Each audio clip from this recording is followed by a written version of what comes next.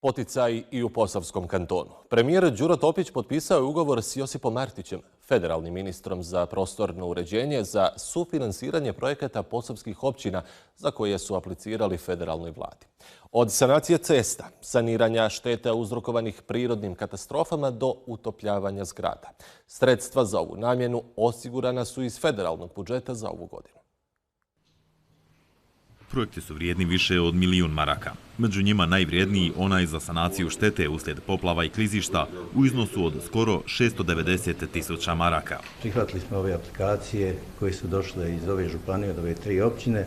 Radi se ukupno 10 aplikacija u ove oblasti koje je premijer naveo u iznosu od 1.107.000 km. Ugovorima je planirano i utopljavanje zgrada radi uštede energije i to u iznosu višem od 350.000 maraka. Posebno naglašavamo projekte koji se tiču energetske efikasnosti, odnosno utopljavanja javnih objekata, znači zgrade kantonalnog suda, 2 škole, znači na području županije i zgrade civilne zaštite. Također su dobivena sredstva za rekonstrukciju ceste Draganovci, za obnovu lokalne ceste Trnjak na području općine Odžak, za uređenje kanala Jadrice na području općine Domaljevac-Šamac, kao i sredstva za zaštitu nacionalnih spomenika.